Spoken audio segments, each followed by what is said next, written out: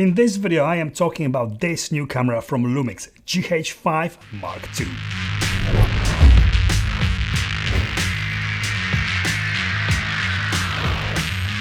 If you are here for the first time, my name is Pav and I'm a commercial and lifestyle photographer and filmmaker. On this channel I talk about all things photography and video, cameras, lenses, reviews, tutorials and more. If that's something that you are interested in, then please consider subscribing. Follow me on Instagram where I post photos from all of my reviews daily as well. Yes, new camera from Lumix, this GH5 II, which is an update to the hugely successful and popular GH5. Don't just dismiss it because it's not GH6. There's no need to hate it. From what you might already heard, it might not be for you, but for a lot of people this could be a right camera right now because of what it has to offer and how much it costs. Before I go into it, I must say massive thanks to UK Digital and Panasonic UK for lending me this pre-release copy of GH5 II for this review. However, as always, I wasn't asked or paid by anyone to say anything specific about it, so it is my honest and 100% unbiased opinion about it. There's a few significant changes and improvements, and even though it might not be as exciting as many of you would hope for, it is still an update to what was and still is an excellent camera. From outside, it is pretty much identical to GH5 Mark I. The only changes is the record button, which is now fully red, not just partially red like it was before, and a little red rim under the left top dial. That's it. The camera is also 2 full grams lighter. All the changes / improvements are internal. Improved 20.3 million pixels sensor with anti-reflective coating. This delivers 25% extra dynamic range in comparison to the previous version. Autofocus technology from S5. It is still only contrast detect and it's not exactly perfect, but when it comes to filmmaking, and this is what this camera is primarily for, it's manageable. And let's be honest, real filmmakers do manual focusing anyway. This works, not amazing, but certainly good enough for some gimbal work or for pre-focusing. More than just manual for sure. This is what it is with Lumix cameras right now, but considering the specs this camera delivers when it comes to video, autofocus or the lack of wow factor there is not a big issue. Not for most of people anyway. Same EVF, new improved LCD rear screen, very responsive touch control and standard flip and rotate design. Menu system from S5, much better looking and easier to navigate than it was before. And with the major software update, we get a bunch of new functions as well. New IBIS, 6.5 stops of stabilization, and that's even when using non-stabilized lenses. IBIS was good in GH5, but this is now the best I have ever seen in any camera. Truly outstanding performance shooting anything handheld. Almost eliminates the need for the tripod when filming out and about with it. 4K 60p without any crop. Actually, there is no crop in any video mode. 10-bit internal and external recording.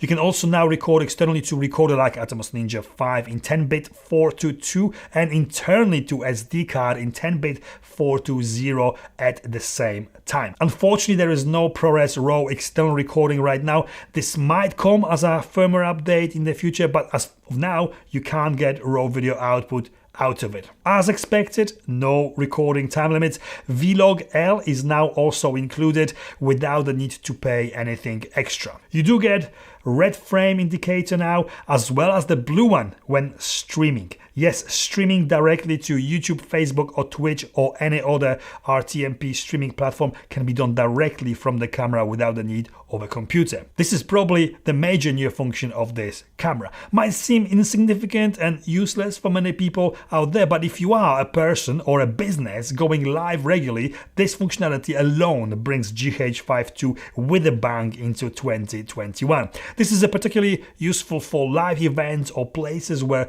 Wi-Fi might not be available. You connect the camera to your mobile network via phone, allowing you to stream from wherever. This also can be controlled and set up via the Lumix Sync app, and multiple cameras could be controlled with devices like Blackmagic 8M Mini Pro. If using multiple camera setups, you can also transfer the settings from one camera to others via SD cards. It can be used as a webcam too, just like the previous versions and all other current Lumix cameras. New, bigger and better battery, the same one as in S5, now giving you more juice for longer periods of time, but also you can now use and power the camera and charge the battery in the camera via USB-C at the same time. Useful when using the camera for streaming or for shooting with it continuously for longer periods of time. You put a power bank in your back pocket and it will give you pretty much limitless power supply without the need to switch the camera off or without the need to change the batteries while actually shooting. You don't have to stop shooting, you can just power more juice through power banks, external power banks. This is surely more of a camera for video than photography, but it is still a hybrid camera with a decent resolution sensor delivering great photos.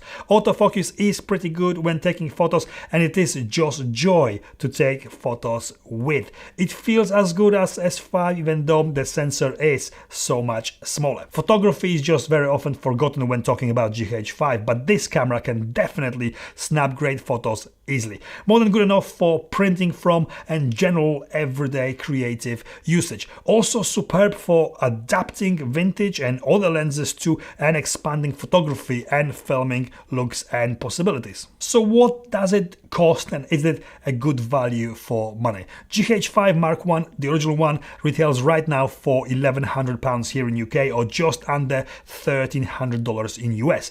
This new updated GH5 Mark II will retail for £1,499 in UK and $1,699 in US for body only. I think for the extra £400, $400, you do get more only if the new functions and features are something that you really need and must have, like the possibility to stream straight from the camera. That could be must have. It will also be available in kits, M kits with Lumix 20 to 60mm kit lens, but I think only in Europe, and as L kit with Panasonic Leica 12 to 60mm lens in Europe and US. Probably rest of the world as well. GH5 was and still is a very good camera. GH5 II maybe is not something everyone will be upgrading to, but if you already have GH5 or in fact any other Micro Four Thirds camera and you have a bunch of lenses already and you do stream live events, news, or even want more freedom streaming away from the computer to YouTube, Facebook or Twitch,